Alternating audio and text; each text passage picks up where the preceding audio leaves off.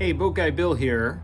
One of my other favorite things to do is to play around with my Eriba pan. So behind me is a 1978 Eriba pan. It's one of three pans slash familias that I'm aware of in the United States. This is after I had a puck for a couple of years and thought that was the best trailer on this planet. And so I thought I'd give it a try to see if I could upgrade, and I can't believe I ran into this trailer. It's just fantastic. But a lot of people have been asking about the refrigeration in it. It had the original Electrolux refrigerator in it, and that it didn't work. There were none of the three ways you could run that thing would work, and I wasn't able to find a propane refrigerator that would work with ventilation under the counter. That's just not a thing in the United States.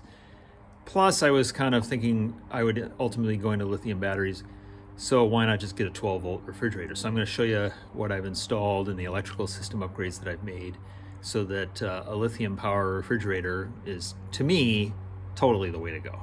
Okay, so let's step into the trailer here, and I'll show you a few things. So right off, you'll see that I have this Vitrifrigo refrigerator. That's a 2.7 cubic foot 12 volt only. It might have 110 volt. I don't really remember. Doesn't matter to me. Refrigerator. The one nice thing about this refrigerator is it has a remote compressor. And that was important because this refrigerator takes up, it goes directly, it uses the full depth of the cavity back there because it's kind of triangular in the back. And, and there's no, with the compressor not part of the chassis of the refrigerator, you can see there's no bump in there. That's the full rectangular back there, even in the ice maker, or the freezer. And so making ice for my gin and tonics was really important to me. About the only, it's even got the LED light. It works fantastically well. About my only complaint on this refrigerator is that I know that other brands have one of these step-offs where you can hold the refrigerator shut, or open for storage. This one does not have that feature, but it closes fine, traveling's fine. And when I say remote compressor, what I'm referring to, see if I can get a little light in here, is that there's your compressor. So I cut some big holes to the right there. I ran some ventilation, or kind of made it so there was more ventilated through the ventilation that's in the front of the camper. And that's where the compressor lives. So you lose a little bit of storage back here under the sink, but you gain a really useful refrigerator that takes you on long trips.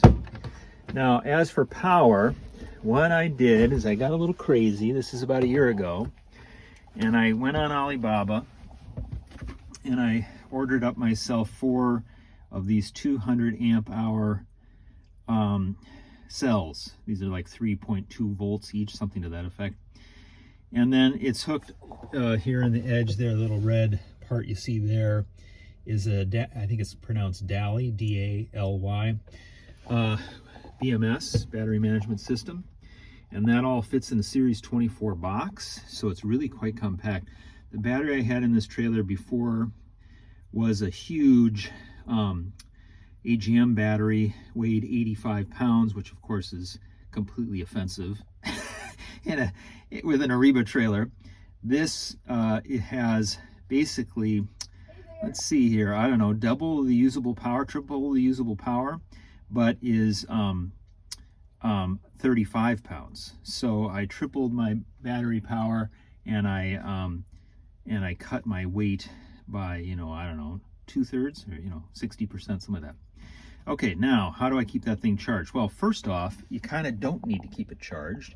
This battery will run the whole camper, the water pump, the lighting, which I have switched to LED, the refrigerator for about 4 days. And when I say that, I'm talking about Pacific Northwest weather here in the United States. So quite moderate weather. We don't have any 100-degree days, that kind of thing, which of course would pretty severely shorten the life of the battery, maybe down to 2 or 3 days. At any rate, but I have a few different charging sources. So I've got that battery there, and then you'll see I kind of have this battery panel in the back. And I have rewired this camper a fair amount so that it runs on 110 volts. Of course, it was designed to run on 230. And so I had to get a little creative on that. But the bottom blue box there is a solar panel controller. It's made by Victron Energy. I highly recommend Victron Energy equipment. It is by far not the least expensive option. There's a lot of Chinese cheapo options out there, but the Victron equipment just works fantastically well. It has a Bluetooth app that will tell you what's going on, how much solar you're gaining, things like that. You may notice here this black attaché thing with the red trim.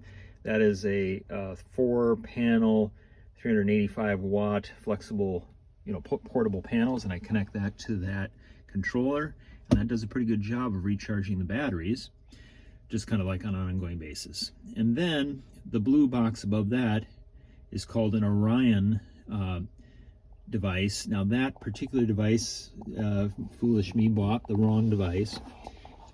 They make what's called an Orion TR. So this is ORION -TR, and those are actually battery chargers. And you can get one that will charge this lithium battery at the rate of 30 amps off your car's alternator. And the wiring will be a little tricky, but that is what I did here. Now this particular unit I have in here is only a 9-amp charger, and that'll work off my lighter plug. So that is an advantage, but I'm only getting 9 amps into the battery instead of 30. So the 30 would be better. I'll probably upgrade that at some point. And the rest of what you see here is switching and fusing for the 12-volt system, which I've pretty much completely updated.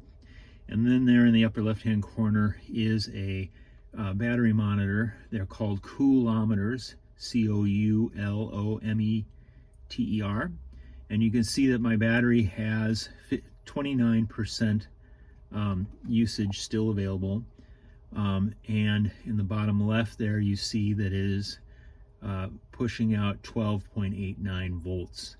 So one nice thing about lithium batteries is that pretty much through their entire cycle, they keep the voltage pretty close to 13, if not over 13 for the vast majority of the time, which makes the 12-volt items in the camper not work so hard. That particular little coulometer I installed when I had the lead battery. Victron makes one that's much fancier, sexier, but I don't know as I would really put that in this camper, mostly because that daily BMS that's on the lithium cells has its own Bluetooth device, and that kind of tells me state of charge. I have to go to my phone to see it, but it tells me state of charge.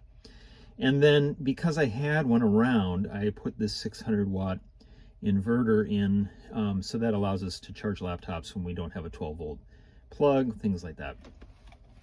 And then over here, I'm gonna move my toilet out of the way here in a sec.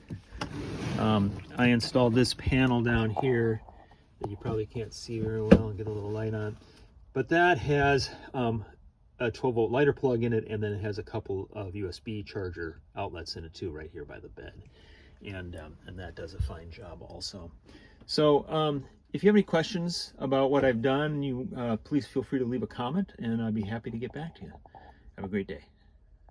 One other device I didn't mention is this Victron Blue Smart Charger. This is a lithium compatible charger, and you can see it's portable. You can use it to charge the battery in your car, or your lawnmower, or whatever. And I have this permanently installed, or semi-permanently installed into the camper, but it is such a fantastic charger, and so that's how I charge that lithium battery from shore power. But it's such a fantastic charger, I keep pulling it out of the camper to use it for other projects. But I will be permanently wiring that into the camper, and I've gotten a second one of those, was gifted to me, which is wonderful, that I'm using for all those ancillary projects. But I really recommend the Victron equipment. It makes this system super reliable and very easy to use.